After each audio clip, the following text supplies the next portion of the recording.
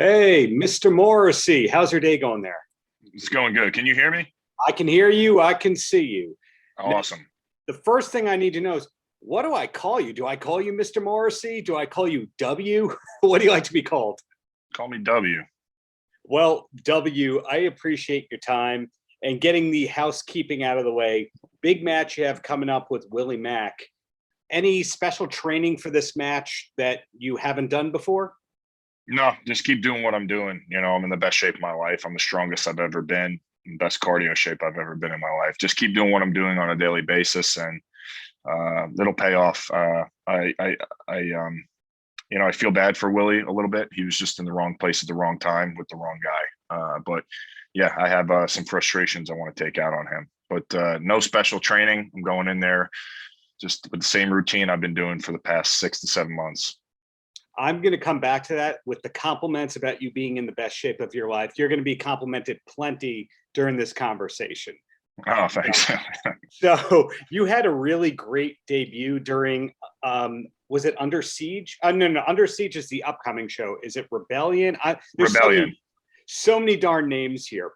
And it's amazing because not only was it a great appearance and a great entrance and all that, but no one knew that you were coming. How long did you have to keep it a secret that you were coming to Impact?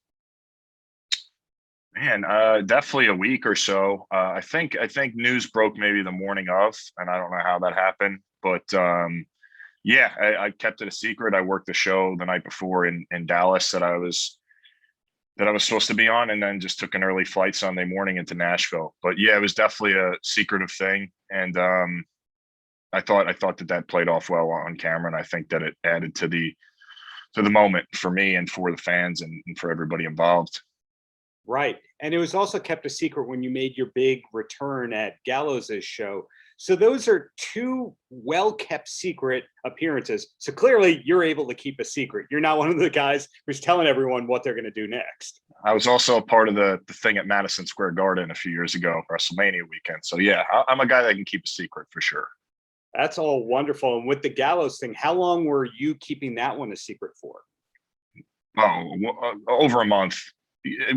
I think I met with Gallows in December, and probably well over a month. Yeah. Wow. Well, when you made this debut for Impact, did you watch back the full video with commentary since it happened? I did not. I did not watch back the match. Sometimes I'm very critical of myself. So if I walk out and after the match and I feel like everything was good, I might not watch something I've done just because that's when I'll start to really pick things apart. So I did not watch it. I was happy with how things came off. I was proud of my performance. So I just said, just leave it be. Okay. Well, the Matt Striker commentary, he made 2 references to the singer Morrissey within 30 seconds of you coming out. And I'm sure that was lost on 99.99% of the Impact roster. But were you actually a fan of Morrissey at any point in your life? Or just, hey, that's my name, leave it be?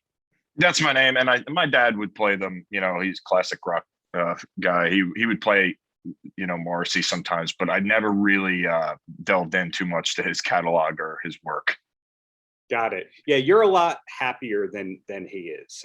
His stuff never goes to optimism. At least we're seeing you in top form and all that. But before I get to that about how you're in the best shape of your life, the W, yes, we know your first name, but is the W in any way a tip of the hat to W Axl Rose and how Axl became W Axl Rose? It is not. I don't know if that correlation was made. It was made without me. It's just an abbreviation of my first name, and I just think it's a smug way to come across. Instead of saying William Morrissey, it's just W, and I'm just W. You can call me W. Well, I am calling you W here, but W Morrissey is just such a great brand name. Did you put much thought into it, or is it, hey, I need a name that works? Well, I was using Kaz XL on the independence, but I wanted a fresh start, a new beginning, and I wanted to use my real name. I wanted to base it in reality because, that fresh start moving forward is a lot of what I'm doing is based in reality. And I think that plays off well on screen. So I wanted my real name, and just William Moore. It's a lot to say, William Morrissey. I am proud of my name, William Patrick Morrissey III, but William Morrissey was a lot to say. So W. Morrissey I thought was appropriate. Looks cool, sounds good. It could be on a fashionable suit. Just keep that in mind. But nice. But being in such great shape, is a lot of it DDPY, or is it nutrition and DDPY, or did you change your workup routine entirely? It's a lot of it's nutrition. DDPY will help with flexibility, but it's really just the nutrition, the diet, and I do a lot of cardio, probably more than I should do. But going back to wrestling, I didn't ever want to have the issue of blowing up, or I wanted to avoid it at all costs. So I do an hour of cardio a day, and pretty intense cardio, which is probably more than is recommended. But I want to check all the boxes going back into wrestling. So the cardio is super important, in the diet. I eat, usually organic and dairy free and gluten free and super clean diet. And obviously, the alcohol being gone from my diet is also key to me looking how I look. That's probably, actually, I'd say that's the biggest thing. So when they say best shape of your life and all that, people who really do their research know that you were an athlete in high school and college, a real athlete in college. So you're in better shape now than you were then. But a lot of people will tell you, hey, once you get into your 30s, you can never get in great shape. Your peak is that. That's not the case with you. So when did you realize that, hey, I can actually get in shape? It just happens. You mature mentally. You realize the things that are important in life and the things that aren't important. And my health is very important to me. And like I said, getting rid of the alcohol was number one. That was a big thing. And then, just with some health scares that I've had in the past and everything I've dealt with, I want to keep my body and my mind as healthy as possible. So the diet is something that I really focused on, and my heart and doing cardio is something I focused on. And just when you focus on being healthy as a human being, the aesthetics kind of fall into place. So don't let anybody tell you that once you hit 30, you can't get in the best shape of your life. If you're really focused on your health and living longer, the aesthetics are going to take care of themselves. Now, an hour of cardio a day. Wow. Yeah. Do you have music pushing you? Yeah, I have these little earbuds in. I have a good playlist get suggested to me on Spotify, and I'll do incline sprints or that's usually my go-to workout is incline sprints, which is 20 seconds on, 40 seconds off, and I'll do about 40 sprints in a day, which is a lot more than recommended. But like I said, I wanted to check all the boxes going back to wrestling, and I never wanted to go into the match with the fear of, wow, that guy can blow me up in 2 minutes. I don't want that ever again. You seem like you'd be a Rocky IV soundtrack kind of guy. I can get down to it for sure. Yeah. Okay. When working out. Yeah. A man of taste. That's what I keep learning again and again and again. So I'll tell you a soundtrack that's super underrated that I listen to a lot is Space Jam, the original. Yeah, the Quad City DJs. Yeah. I mean, R. Kelly slows you down a bit, I think. Yeah, he does. But there, even that Bugs Bunny song, man, Buggin' can really. I really like that song too, man. Yeah, looking forward to the remake of Space Jam with LeBron. But yeah, for sure. But people who do their research on you also know that you were possibly going to go into the medical world. Very intelligent guy. When wrestling was winding down, I saw that modest head shake right there. When wrestling was winding down, did you ever have a plan B of thinking maybe I'll do X instead, or did you just know you were coming back?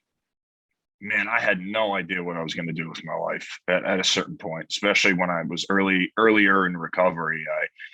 I thought about going back to school for social work, and I really am passionate about the recovery field. So I wanted to help other people that suffer with addiction and mental health disorders. So that was one option, was going back to get a master's degree in social work, which can kind of branch off into anything.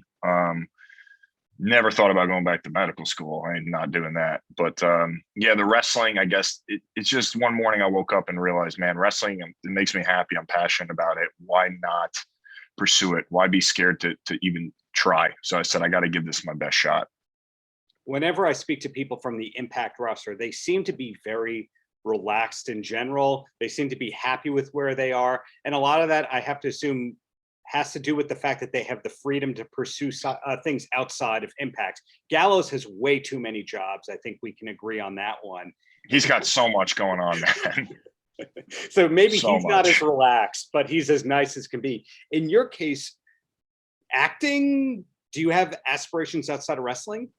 Yeah, I do. I think acting's something that I definitely want to pursue. I've looked into it. I've done some things. Right now I'm super focused on wrestling, but acting is definitely something that I have aspirations to do for sure. When you have a character like you do right now, and I shouldn't say character, you're just being very nice to me right now. That's what it is. When you're being very nice to me like it is right now, is it tough for you to have to navigate the world outside of wrestling with people assuming that you're such a violent guy that they don't normally see this pleasant side of you that I'm getting? I'm usually pleasant in person.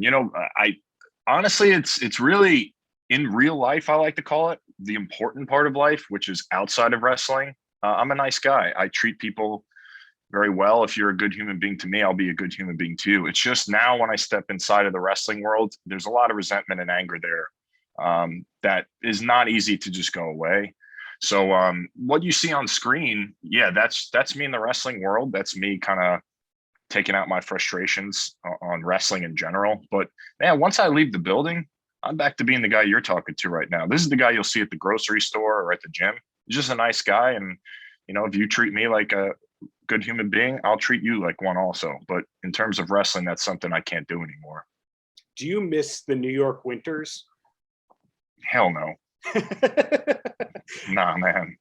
Snow looks good for about 30 minutes and then you got to go shovel it. It sucks. That's something I try to figure out from people in the entertainment and sports worlds. Once they make it and they move to Florida or somewhere warmer, if that was part of the plan where they went, I just don't want any more winters, or if they are going to pull the move where they eventually have to move back to get real again. For you, you're done with New York?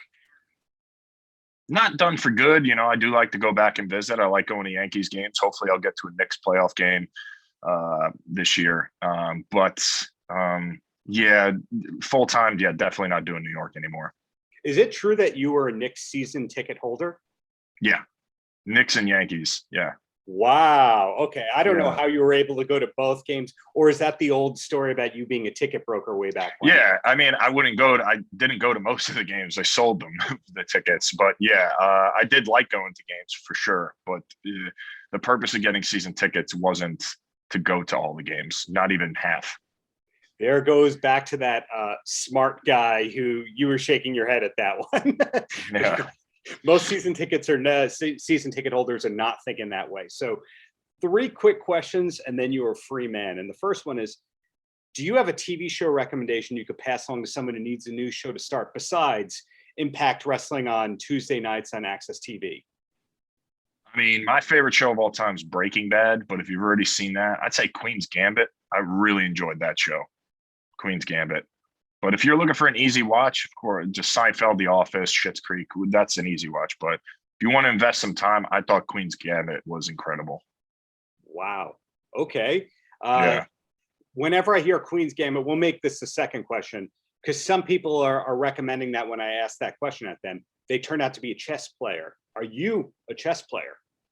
I'm not a chess player. I can relate to the other aspect of that show. Have you ever seen the show? I have only seen the static image of it. We are in the midst of season 4 of Schitt's Creek right now as part of that catch up. So okay. There's another aspect of Queen's Gambit that comes about that really hit home with me that I could relate to. So that was, I guess, another important piece of why I like the show so much. Got it. And my closing question, and this can include as much self-promotion as you'd like it to include, and that's any last words for the kids? For the kids? Yeah.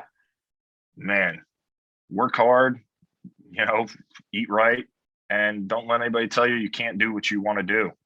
People are going to tell you can't accomplish this, you can't accomplish that. And I'm going to give the kids a little secret to life. A lot of the people that are going to tell them that they can't do it are probably either jealous because they didn't even try, or they'll be resentful when they do accomplish their dreams. So don't let anybody kind of bring you down. You can accomplish whatever you want with hard work, man. I know that that's cliche, But I've learned over the course of my life that shit is real, man. Just really be passionate about something, you know, bust your ass. Oh, sorry, really work hard, and things will happen for you. And don't let anybody who's resentful or jealous bring you down. Paltrocast.